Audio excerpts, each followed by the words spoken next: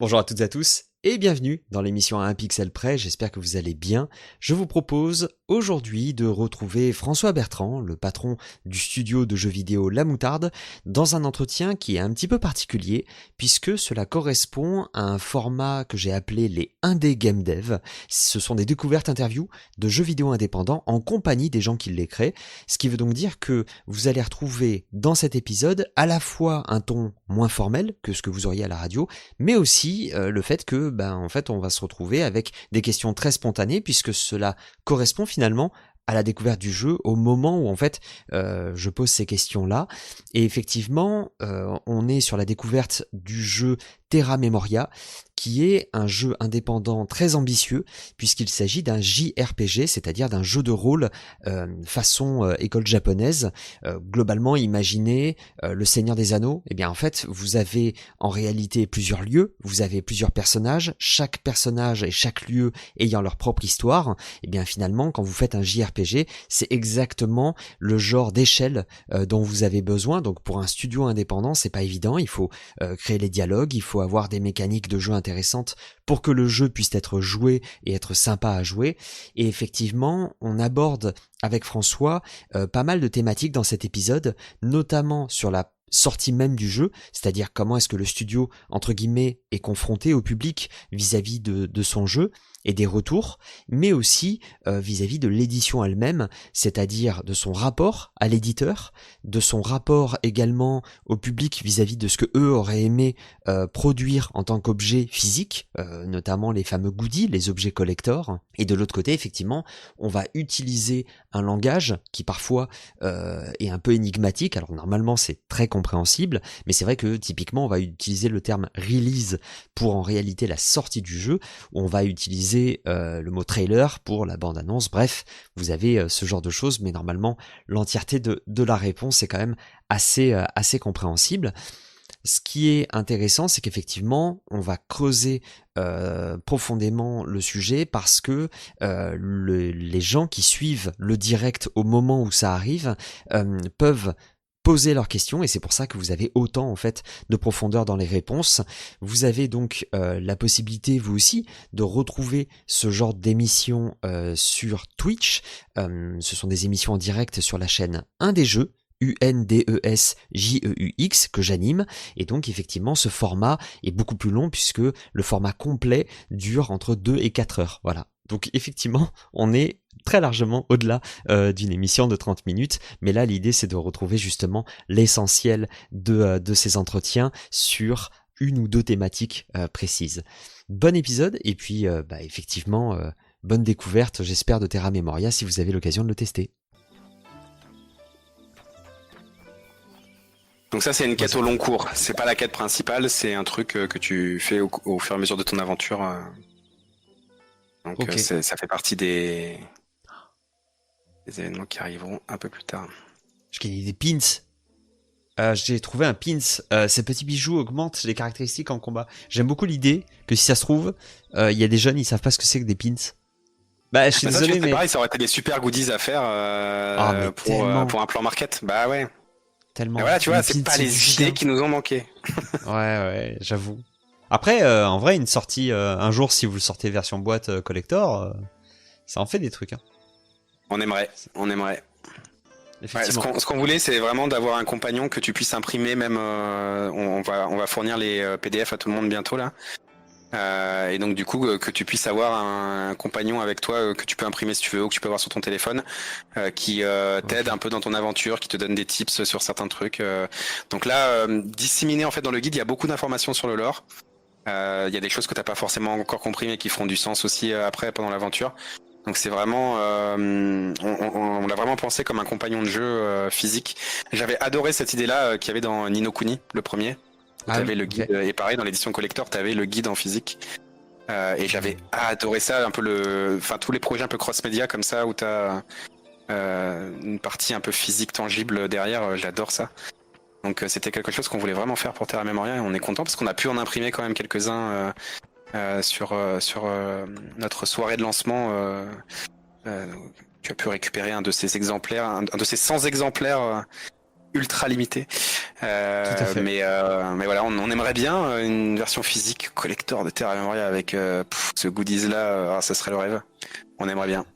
On te voit avec Anthony et du coup ton petit. Est-ce que tu penses qu'à un moment donné, Terra Memoria, ça a ce potentiel d'émerveillement, justement, sur des jeunes Oui, qui pourraient découvrir complètement. D'ailleurs, je pense que c'est même le meilleur axe que peut avoir Terra Memoria. C'est un peu, comme je disais tout à l'heure, c'est le pont un peu entre des joueurs un peu plus casual qui ont moins aussi peut-être l'envie aujourd'hui d'aller se faire du mal sur des jeux.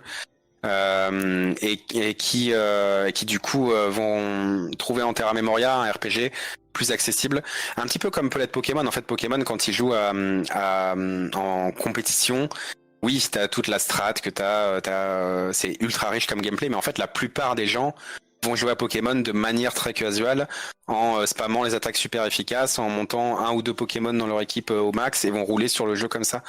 Et en fait, t'as ce côté très accessible pour le commun des mortels à Pokémon, où tu peux aller dans la complexité si tu veux, mais la plupart des gens vont rester à un niveau assez superficiel. C'est un petit peu ça avec Terra Memoria. En fait, on voulait quelque chose qui soit quand même profond en termes de mécanique, avec un scénario qui te fasse réfléchir sur des choses, qui t'apporte une lecture aussi de notre monde à nous, puisqu'il y a plein de parallèles qu'on peut faire avec plein de sujets. Et en même temps d'avoir quelque chose qui soit très accessible, qui soit aussi pour les jeunes et qui puisse déclencher voilà cet amour aussi pour les RPG, qui peut donner envie aux gens d'aller voir plus loin après dans le genre JRPG. Donc voilà, c'était vraiment notre goal et je pense qu'on a bien réussi. parce que là, le jeu, il est sorti sur PC. Il est sorti sur quels autres supports? Il est sorti, alors il est sorti partout, ça y est, enfin. Ok. Sur console aussi, il y a eu un petit peu de retard sur les versions PS5 et Switch en Asie, à Ouais. cause de petits soucis d'ordre, je sais pas comment dire ça sans dire une dinguerie, mais bon voilà. Il y a eu quelques soucis. Donc du coup, on a eu 2 semaines de retard, mais là ça y est, c'est sorti partout, sur toutes les consoles et sur toutes les plateformes. Donc voilà. Et on est au pied de guerre. Là, ça fait 3 semaines qu'on corrige des bugs. Donc là, on a livré le deuxième patch qui va donc arriver sur Steam et qui va arriver aussi sur console très prochainement et qui corrige. Là, on a plus aucun bug dans notre backlog. Donc une fois que les patchs seront live sur console, normalement, on aura une version très très clean qui était déjà clean à la sortie, mais on a corrigé beaucoup de bugs mineurs surtout. Pas vraiment de trucs vraiment critiques. Il y avait un ou deux bugs critiques, mais rien d'incroyable. Et voilà, on est encore au pied de guerre là pour faire en sorte que ce soit encore le mieux possible. Effectivement, ouais. Parce que là, en termes de sortie, ça demande quand même un énorme suivi post-release. Ça demande un suivi si on a envie d'offrir un suivi, parce que bon, alors vu les ventes du jeu, c'est pas quelque chose qu'on devrait faire économiquement parlant, Ok. mais nous on a envie voilà, on a sorti un jeu, on a envie qu'il soit le mieux possible, on a envie de faire en sorte que nos joueurs soient le plus satisfaits possible. Donc on s'est dit, on se donne quand même un mois au moins un mois pour corriger tout ce qu'il y a à corriger. Et donc voilà, on est sur le pied de guerre en ce moment. Enfin là, ça y est, c'est terminé depuis aujourd'hui. Mais Ok. on était sur le pied de guerre pour vraiment corriger tout ce qu'on pouvait corriger. Ça allait vraiment du bug très très mineur. On a corrigé des trucs qui en vrai ne gênaient quasiment personne, mais on voulait vraiment la meilleure expérience possible pour le jeu, donc on a fait du zèle. Vous avez fait du zèle avec à chaque fois. Je t'ai contacté systématiquement sur les meilleurs timings. Exactement. Puisque on s'est contacté sur la soirée où tu avais le trailer. On s'est contacté sur la soirée de lancement et Oui. parfait. Tout le temps quand j'étais. Bon, de toute façon, sur une release, t'es tout le temps un peu très occupé. Hein. Tu m'aurais contacté la veille ou le lendemain, je t'aurais sorti une autre excuse pour te dire que j'étais très occupé. Parce que c'est très intense, une sortie, c'est très très intense. C'est le roller coaster des émotions aussi. Ah Donc oui. c'est très très dur à vivre. C'est un peu moins dur que ça l'a été sur le premier jeu. Parce que on s'est blindé par rapport à plein de trucs. Maintenant, on sait mieux gérer les commentaires, on sait mieux gérer les retours, on sait mieux gérer tout ça. Ça reste quand même encore dur. C'est c'est assez spécial en fait quand on y pense comme métier. Tu passes des années à travailler sur un truc et puis personne te voit et d'un coup t'as des milliers et des milliers de personnes qui vont juger ton travail d'un coup sur la même journée. C'est un peu bizarre quoi. T'es dans le silence dans ta cave pendant longtemps à pas savoir si ce que tu fais c'est vraiment bien. Alors après tu peux aller sur des salons, tu peux montrer ton jeu d'une manière ou d'une autre, mais il y a quand même ce moment où il faut se confronter au public de masse. Et là, faut se, voilà, faut être bien dans ses baskets Ouais. parce que il y a quand même des commentaires qui arrivent des fois qui sont durs à prendre. Nous, on a de la chance quand même sur les 2 jeux qu'on a sortis. On n'a pas eu de gros problèmes avec des retours. On a globalement des gens qui sont satisfaits de ce qu'on fait et du coup ça va. Mais de temps en temps, il y en a un. Bah, c'est un petit peu comme quand tu fais une vidéo YouTube et que t'as 200 commentaires positifs et puis que d'un coup t'en as un négatif, c'est celui-là qui va te faire mal. Les 200 commentaires positifs, tu finis Oui. par t'y faire, par les oublier. Et en fait, c'est le moment où il y en a un qui arrive et qui te plante un couteau que ça fait mal. Ouais. Il y a quelqu'un qui demande, quelqu'un se charge du dépouillement des commentaires d'ailleurs. Bah, c'est nous. C'est Anthony et moi avec nos petites mains. On a parcouru un peu tout. Donc il y avait les forums Steam, il y avait le Discord, il y avait Twitter, il y avait donc beaucoup de choses à gérer pour 2 personnes. On a fait au mieux. En plus, on a un Ask Me Anything qui s'est lancé sur Reddit en même temps. Donc il fallait gérer en plus les gens qui posaient des questions sur Reddit, avec des fois des questions très bizarres quand même, il faut le dire. Les gens sur Reddit sont un peu bizarres. Il y a quelqu'un qui, par exemple, m'a posé je sais pas combien de questions d'affilée sur la barbe de Moshang. Si Moshang il était vieux, de quelle couleur serait sa barbe, et s'il enlevait ses tresses, elle ferait quelle taille, et je savais pas quoi répondre. Je sais rien moi. Je sais pas. Je sais pas. Donc j'essayais de lui dire bah et toi tu l'imagines comment machin. Il me disait non mais est-ce que tu peux me dire toi comment tu laisse-moi tranquille. Bref. Voilà des expériences fabuleuses mais en même temps voilà c'est le moment aussi où c'est en même temps un moment de fête, de célébration, la sortie d'un jeu, et en même temps un moment où tu t'exposes beaucoup, t'es très vulnérable en fait, c'est ce que t'as fait, ton travail, ton art, tu y as mis tes tripes, et là d'un coup bah il y a plein de gens qui vont te dire si c'est nul ou pas quoi. C'est assez spécial. En vrai, enfin, de mes métiers précédents, il y a rien qui procure ce genre d'émotion. C'est agréable et en même temps très difficile. C'est agréable parce qu'il y a des gens qui t'envoient des messages fabuleux, qui te disent que t'as eu un vrai impact sur leur vie, sur ce qu'ils pensent du monde, voilà, c'est touchant en fait. Et t'en as un qui arrive et qui dit que ton jeu c'est de la merde. Et des fois il y a des reviews qui font trop rire. Moi maintenant la méchanceté me fait énormément rire. Donc je le prends plus du tout mal quand on a une review assassine qui arrive. Ça me fait plus elle est vénère et plus ça me tue de rire. Sur Old School Musical, on a eu des trucs à des moments beaucoup plus graves que sur Terra Memoria. Parce que Terra Memoria, c'est un jeu plutôt chill, donc les gens sont globalement, s'ils arrivent sur Terra Memoria, c'est qu'ils sont globalement bienveillants. Ça, c'est pas comme un jeu de guerre qui peut attirer une communauté un peu toxique ou quoi. Terra Memoria, bon, si t'arrives sur Terra Memoria, c'est que de base t'es quand même plutôt pour les jeux d'aventure un peu cosy. Tu vois, c'est un peu difficile d'imaginer quelqu'un qui joue à Animal Crossing tous les jours tuer des gens, tu vois, par exemple. C'est bon, il doit y en avoir, hein, mais j'ai du mal à faire le lien, quoi. Ouais. Sur Terra Memoria, c'est un peu pareil. Les gens sont globalement bienveillants. Sur Old School Musical, on a eu 2-3 trucs un peu marrants quand même de gens. Déjà, on a eu une review à un moment.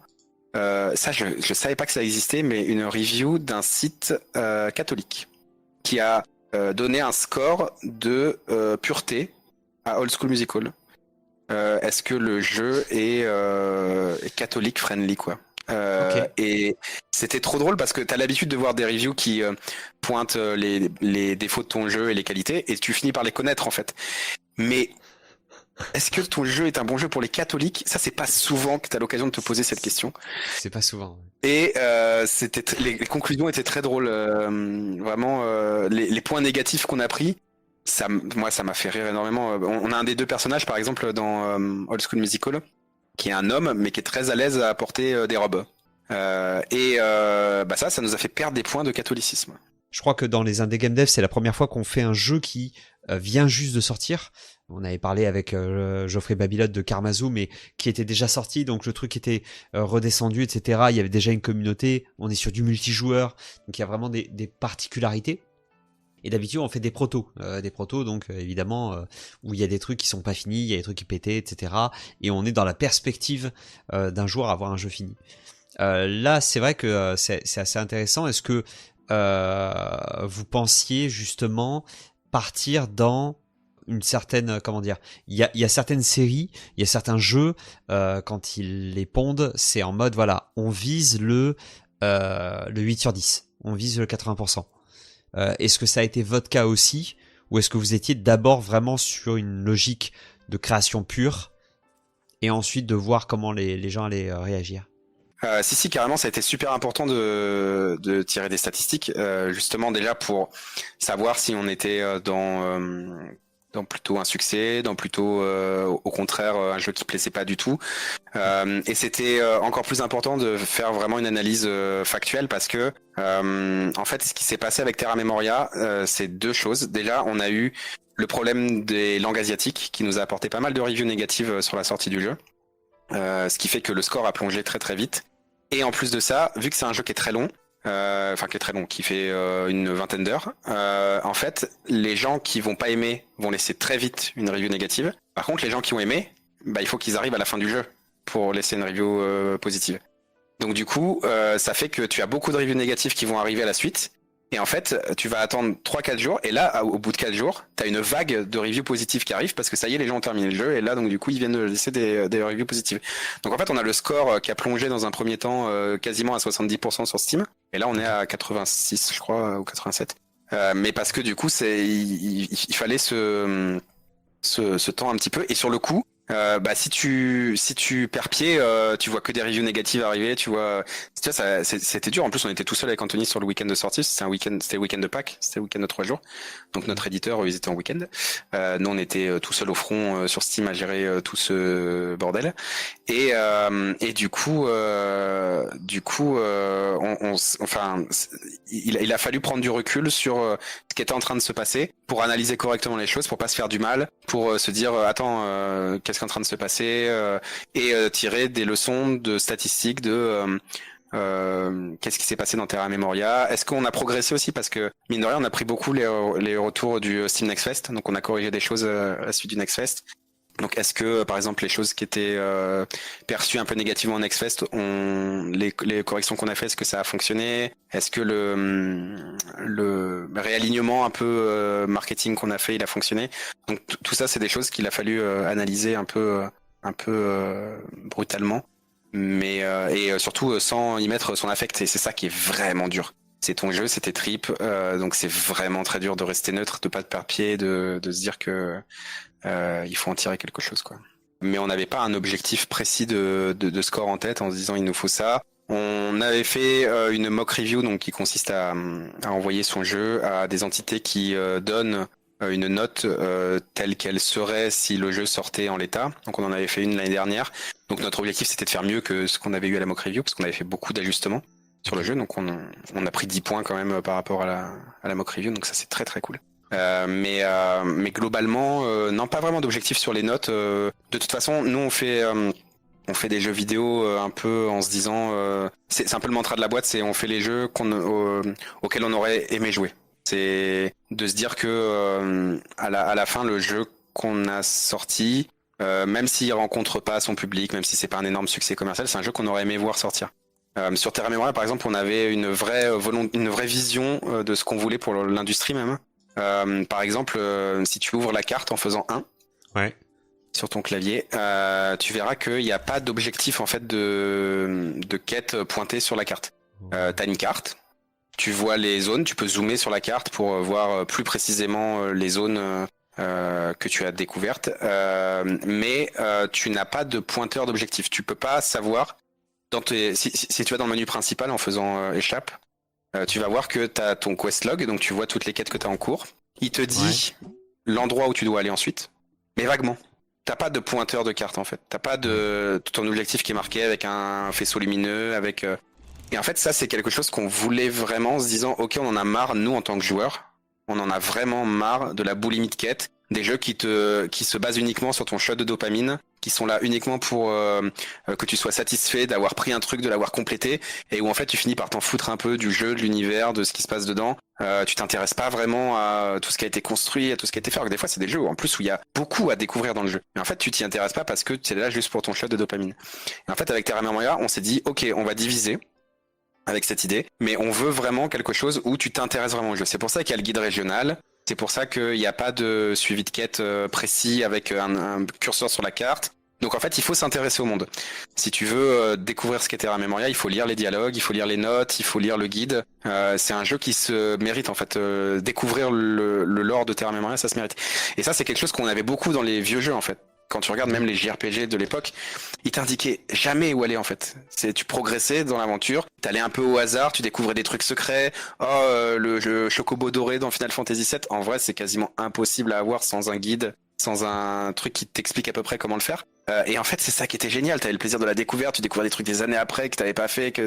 En fait c'était génial de pas être guidé, de pas être assisté comme ça. Et c'est ce qu'on voulait vraiment sur Terra Memoria en se disant ok, nous on en a marre en tant que joueurs. Et je pense qu'on n'est pas les seuls en fait. Je pense qu'il y a plein de gens qui en ont marre. Et d'ailleurs il y a certains jeux, même des gros jeux qui commencent à revenir un peu sur ce truc-là, au moins de façon optionnelle. Le dernier Avatar d'Ubisoft par exemple a un mode exploration optionnel qui permet d'enlever un peu beaucoup de trucs de suivi, d'ATH, d'éléments qui te guident. Et en fait, je pense qu'on est vraiment à un tournant là où les gens commencent à en avoir un peu marre de ce truc-là. Et nous, on voulait un peu emboîter le pas en se disant, bah, on y va à fond.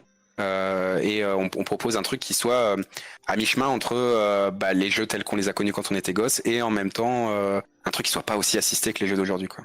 Ouais, complètement. Où t'as 15 milliards d'informations, où ta carte est remplie de points d'intérêt de partout.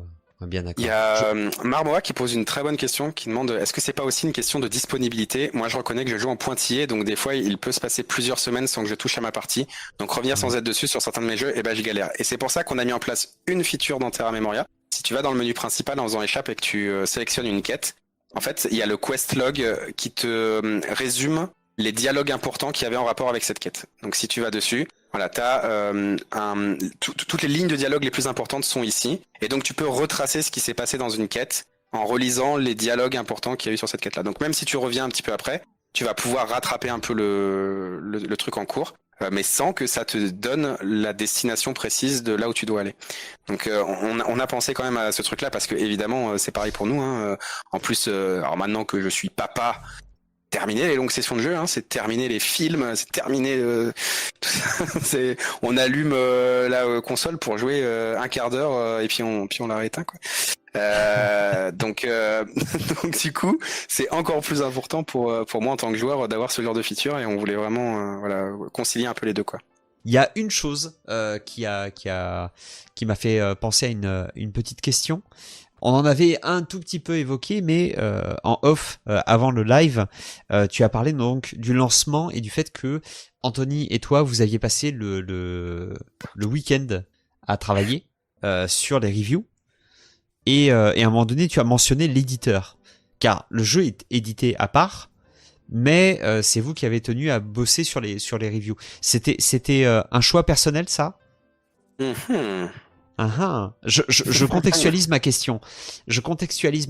C'était Swing Swing Submarine qui, à l'époque, lors d'une conférence, nous avait confié que leur plus grand regret vis-à-vis du fait d'avoir travaillé avec un éditeur, c'était justement de ne pas avoir fait des démarches, eux, de leur côté, pour établir un lien particulier avec la communauté.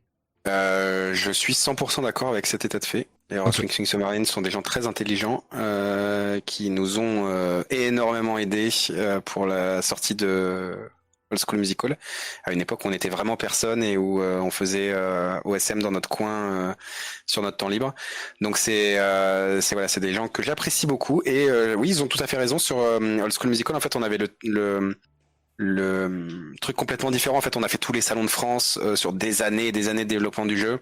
On l'a montré très tôt. On a construit la communauté au fur et à mesure. On a eu des retours de la communauté et on était sur tous les live Twitch et tout. Donc on avait un éditeur entre guillemets.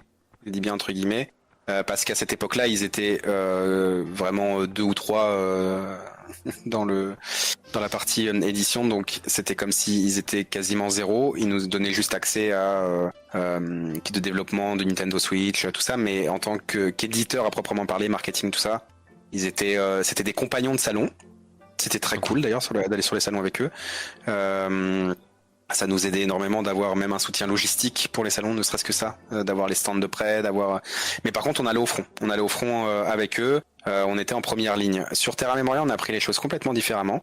On s'est dit que en 4 ans, notre éditeur allait réussir à monter un vrai pôle marketing et que tout allait bien se passer. Et en fait, on a fait 2 erreurs avec ça. La première, c'est de remettre notre marketing dans les mains de quelqu'un dont on peut pas se passer. C'est-à-dire que en temps normal, quand tu es une entreprise et que t'es pas satisfait de ton prestataire, tu peux changer de prestataire. Quand tu travailles avec un éditeur et que tu leur remets les clés de tout, si à un moment tu n'es pas satisfait de leur travail, tu es coincé avec eux. Donc ça, c'est un premier point qui est très très frustrant, c'est que quand tu vois que tu vas dans le mur et que tu sais que t'es pas en train de prendre les bonnes décisions, en tant que chef d'entreprise, en fait, ne rien pouvoir y faire, c'est terrible. T'as pas le budget pour, c'est eux qui ont les clés. T'as pas le staff pour, c'est eux qui ont les clés. En fait, t'as rien. T'as juste la capacité de production, mais t'as pas du tout la possibilité de te dégager du temps parce que t'as budgété ton jeu pour que ça rentre dans un budget. T'as pas le temps de dépenser. Parce que si tu dépenses ce temps-là à faire du marketing, à aller faire des salons, c'est du temps que tu passes pas à développer, donc il te faut un autre développeur, donc ça coûte de l'argent. Donc en fait, t'es coincé. Une fois que t'as ce truc-là avec ton éditeur, où tu leur as remis les clés de tout, t'es coincé. Donc ça, c'est la première chose, c'est que la prochaine fois, si on retravaille avec un éditeur, on veut que dans le contrat, on ait la possibilité de les out pour leur bien à tout moment. C'est-à-dire que si on voit qu'ils sont en incapacité de faire une tâche et que ça serait mieux si c'était fait par quelqu'un d'autre, il faut qu'on puisse aller trouver un autre partenaire pour eux comme pour nous. Parce que faut pas oublier que l'éditeur, c'est eux qui mettent l'argent, c'est eux qui prennent le risque. Sur Terra Memoria, moi j'ai engagé 0 € de mon argent personnel. J'ai engagé beaucoup de temps. Donc j'ai travaillé les soirs, les week-ends, mais j'ai engagé aucun risque personnel. Mon éditeur, ils ont pris tout le risque. Donc c'est dans leur intérêt aussi que le jeu performe. Donc si à un moment, nous, on voit que ça va pas le faire, il faut qu'on puisse aller chercher un autre partenaire qui le fera mieux qu'eux pour leur bien comme pour le nôtre. Donc ça, c'est premier point. Attention au pouvoir que prenne l'éditeur sur le projet et les pouvoirs d'exécution qu'ils enlèvent à l'équipe de développement. Ça, c'est important. Pas volontairement ou méchamment, mais le fait qu'on leur ait confié, c'est nous qui leur avons confié toutes ces tâches-là et qui avons abandonné le truc. Donc ça, c'est le premier truc. Deuxième point, c'est que nous, ça nous a vraiment fait du mal de pas être en lien avec la communauté comme ça pendant la prod. On a été en vase clos parce que ils étaient persuadés que on aurait un gros effet d'annonce quand on annoncerait le jeu et que du coup il fallait absolument pas en parler jusqu'à ce qu'on ait le bon deal qu'on n'a jamais eu, mais jusqu'à ce qu'on ait le bon deal pour annoncer le jeu. Et ça c'est terrible parce que ça nous a enfermés justement dans un truc où on n'était plus en lien avec la communauté. Et je pense que quand on est un studio indé, qu'on n'est pas nombreux, on a besoin de ça en fait. On a besoin d'être avec les joueurs. Et je pense qu'il y a un outil en ce moment qui se prête très très bien à ça, qu'on a négligé toute la prod et qui est vraiment dommage, c'est TikTok. TikTok, je pense que c'est le relais le plus facile que tu peux avoir avec entre créateurs et joueurs.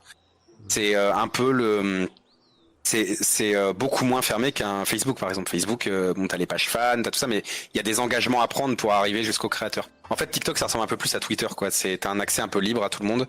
Du coup, c'est plus facile de tomber sur des gens, de prendre du feedback de plein de gens différents avec des horizons variés. Donc ça, je pense que c'est un très bon outil et que c'est quelque chose nous qu'on veut renforcer, qu'on a négligé toute la prod et que là, sur nos projets futurs, on a envie de renforcer.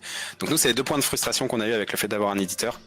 C'est vraiment le côté, on leur a trop donné de pouvoir et du coup, les moments où il aurait fallu qu'on reprenne des choses en main, on pouvait plus. Et de pas être au front, surtout qu'on était fort sur les salons avec Old School Musical. Tu l'as vu avec le goodies qu'on a donné à la soirée de lancement, mais ça c'est rien par rapport à ce qu'on a fait sur Old School Musical.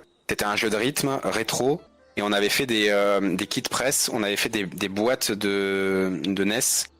Avec à l'intérieur, il y avait un petit lecteur MP3 en forme de cassette audio avec la BO du jeu dessus. T'avais juste à brancher ton casque et tu pouvais écouter la BO du jeu directement dessus. Et ça, c'est des trucs qu'on avait assemblés à la main. On avait imprimé les trucs sur des cartons, on avait découpé, plié les boîtes de NES à la main, tout ça, et on les avait emmenés sur les salons et on avait tout cartonné.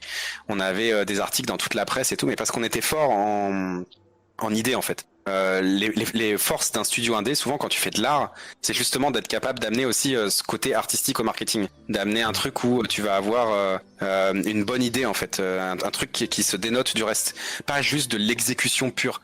Ce qu'un éditeur va être un peu plus, il va être un peu plus scolaire.